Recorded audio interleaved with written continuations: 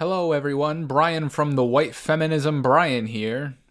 Promising Young Woman was, believe it or not, one of my most anticipated movies of 2020.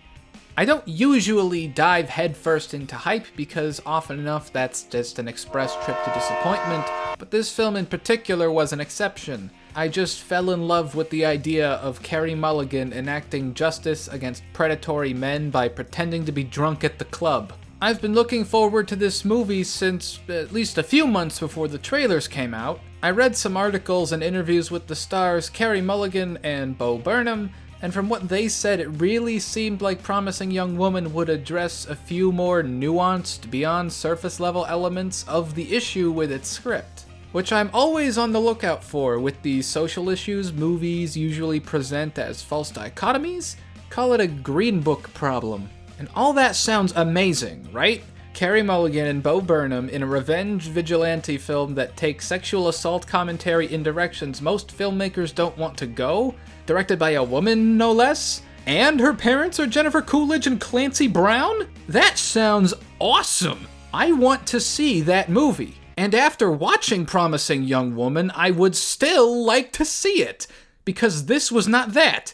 This was Joker for white women. Because, like Joker, it explores societal issues in a way that is so close to having a point, but gets weighed down by contradiction and unsubtlety, all while being so loud about its opinions.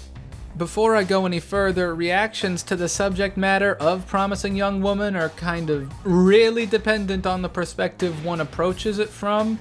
And no matter how much I assert that mine is the only one I can offer, my perspective is probably the least valuable one in the world to fans of this film. When I'm critical of this movie, it's because I genuinely care about these issues. So I at least tried to read reviews by women to gain a greater understanding of their perspective, and especially on the audience review side of life, I'm finding most of the negative reviews offer more in-depth deconstruction of this film than the positive ones do.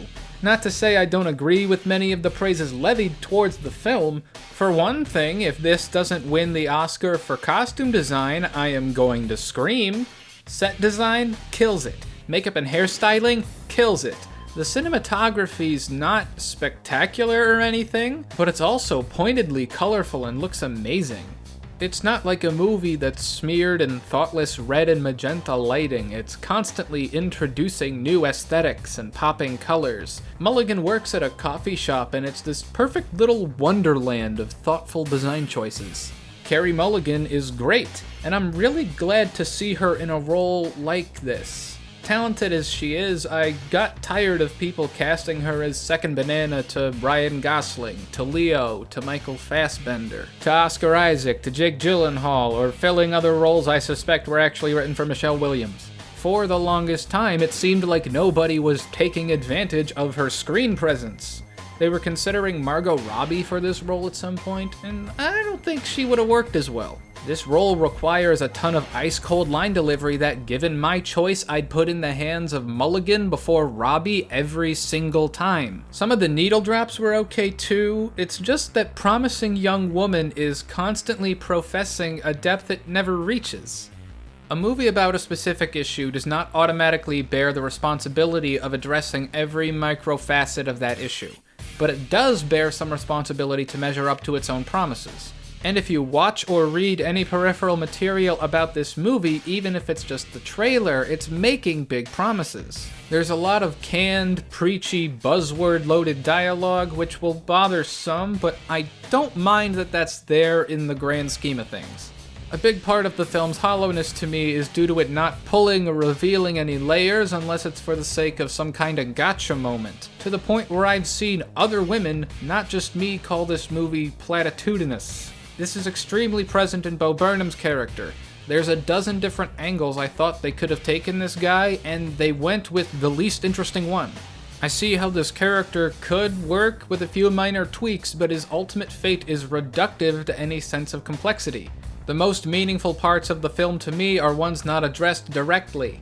I love how the word pretty is treated like an insult, because even though it's a shallow, lexically inoffensive compliment, it's the extent of various men's defense when put on the spot for reasons they want to have sex with Mulligan bad enough to overlook her consent.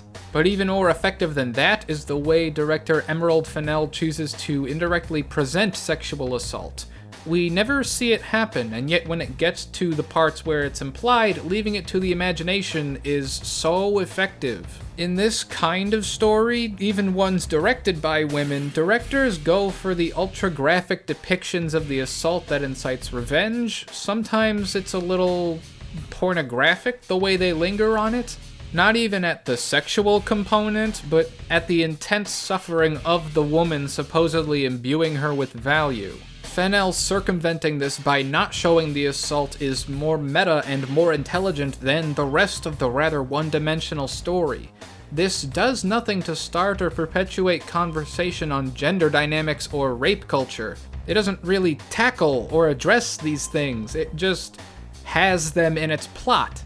Even if it's just an intersection of revenge fantasy and blunt truth to power, well, it's still not particularly sensitive towards the issue or consistent with its characters. Mulligan and Burnham engage in a budding relationship for a good portion of the film, and, that would not happen.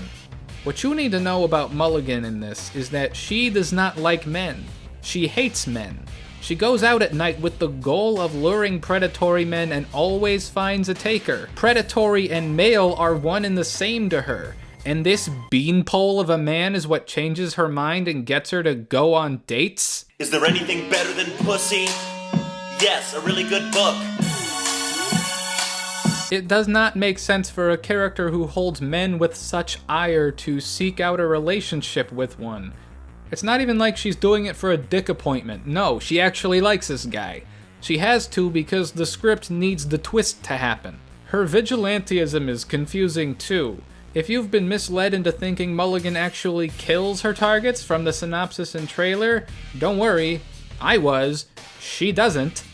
She waits for them to start assaulting her, and then she stops them all like, "You're an asshole," and they just give up when they discover she's sober?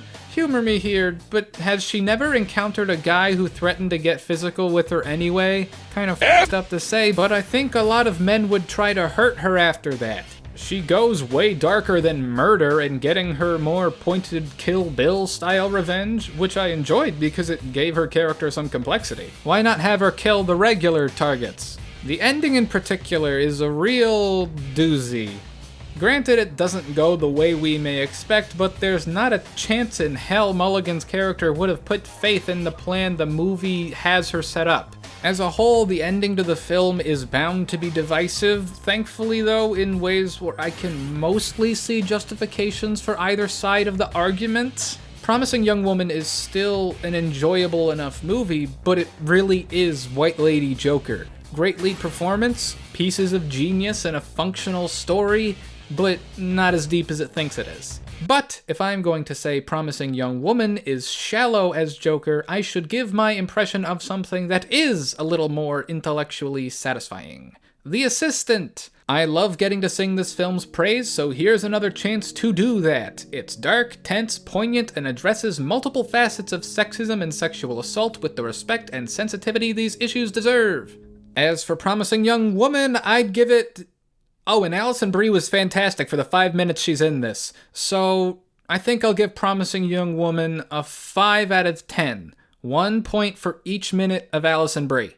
Anyway, did you like this film more than me, less than me? And, well, if you care to, please tell me. Anyway, if you like not only words, but the way I arrange and then say them, please consider liking this video and subscribing to me, Brian from the channel Brian. Thank you and goodbye.